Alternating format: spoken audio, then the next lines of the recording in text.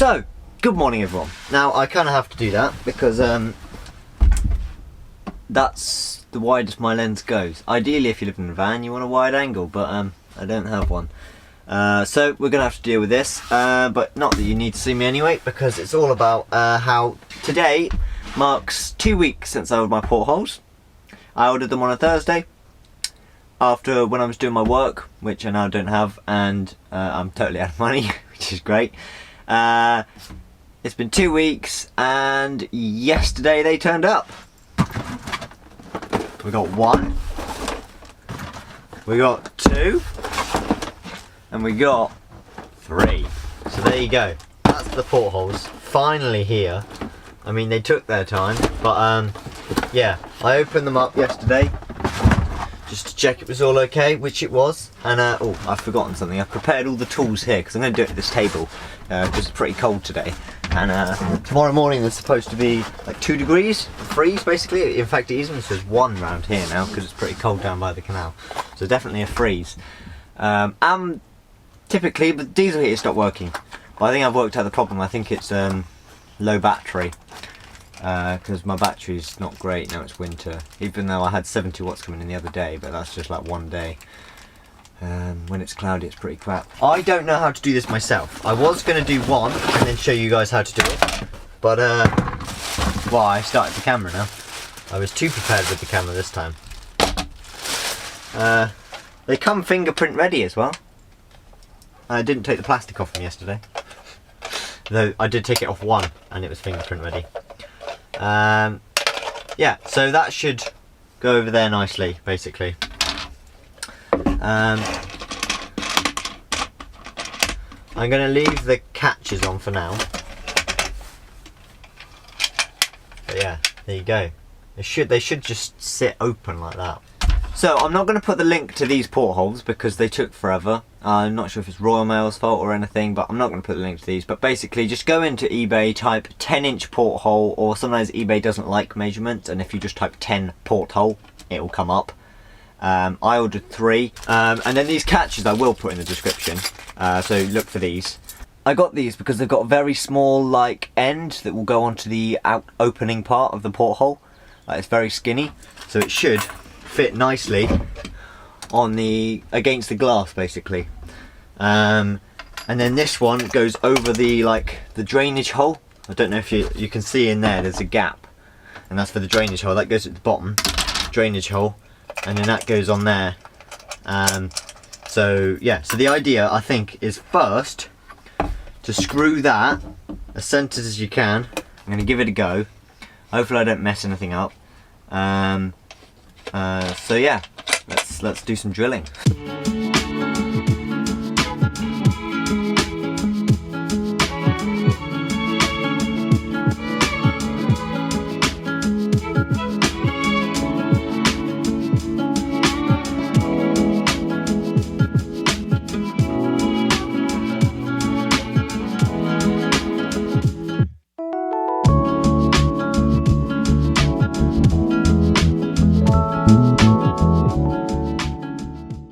So, here we go everyone.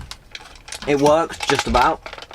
I still need to take these things off. But yeah, so if you flip that and you can take that up and then it opens.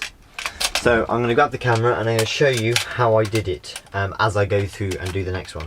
Okay everyone, so step 1, I think do it up is a good idea. One, so the catch is tighter, but that's not at this stage. So we want the catch.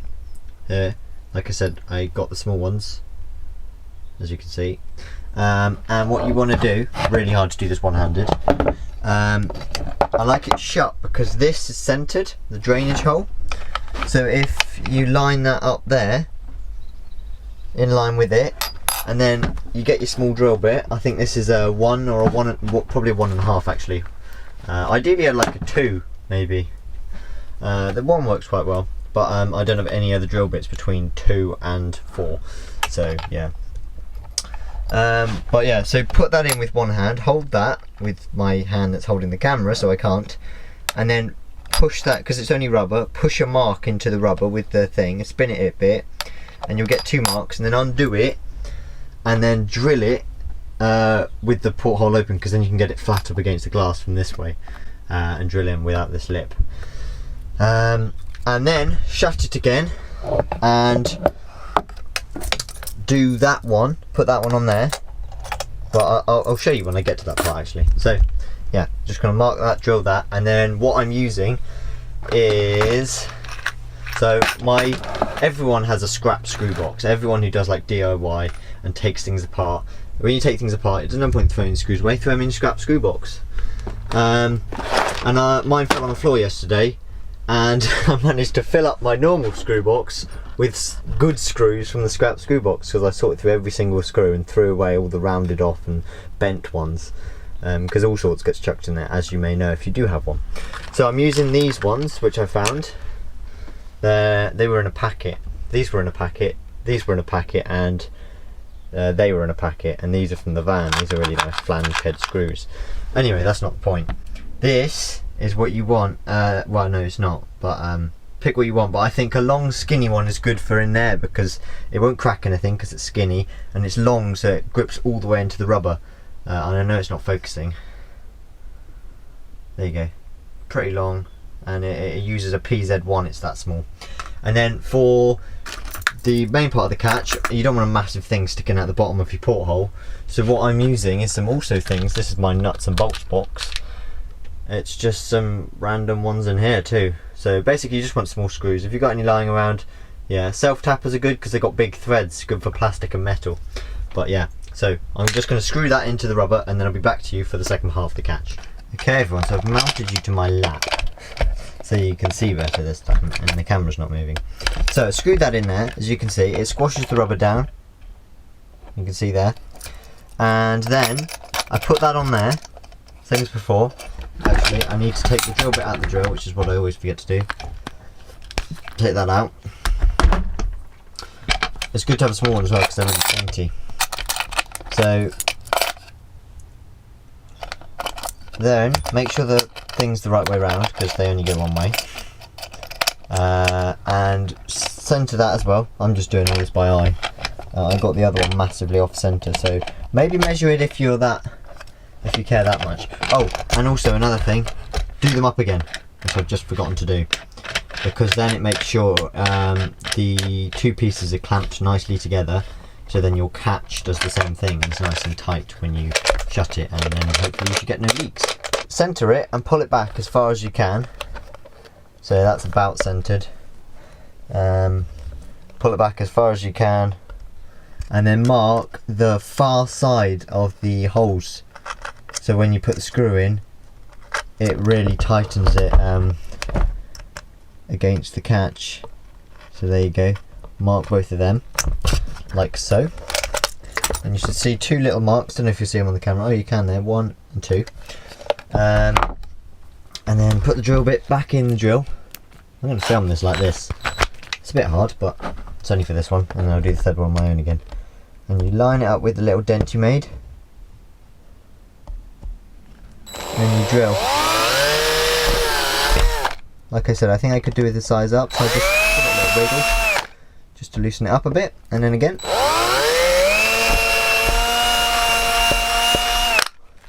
Right, and then I want some of my special little weird screws. They're almost like bolts or self-tappers.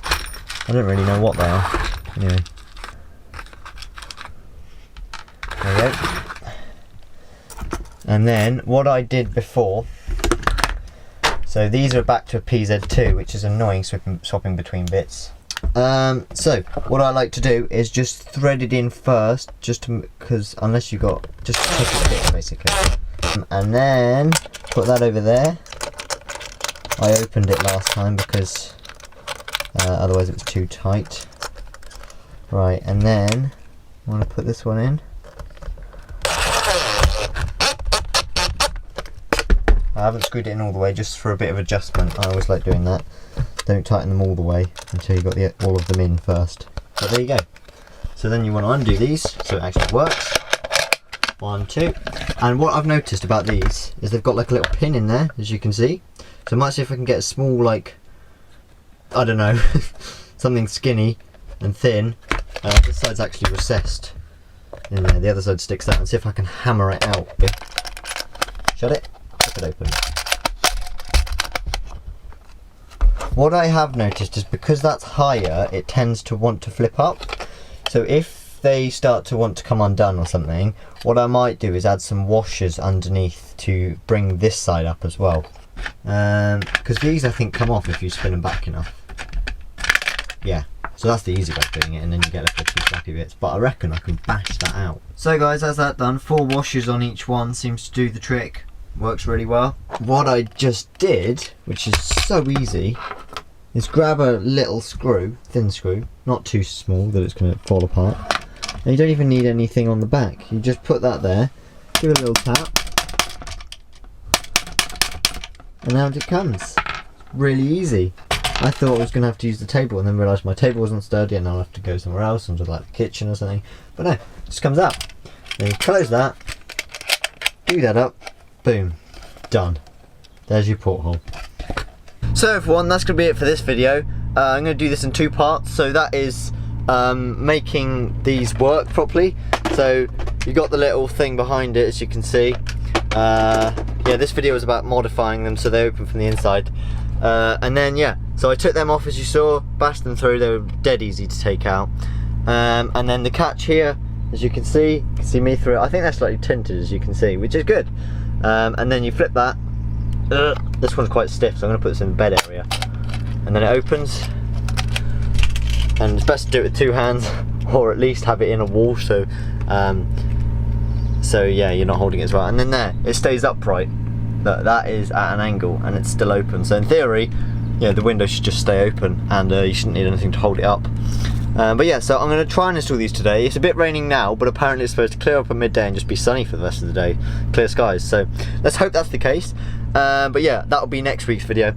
So if you have enjoyed something in this video, and if you've got any suggestions or what you might do differently, or if you think it's a great idea and you're going to do this, let me know, because I'd love to help if you've got any questions, or I'd love to take your feedback if you think I could do something better. But yeah, so if you did like it, remember to hit the like button, drop a comment down below, hit the subscribe button if you haven't already, because it really helps me out, because most of you who watch aren't subscribed, as I noticed the other day. And hit the bell icon so you know when I upload. I'll see you next week.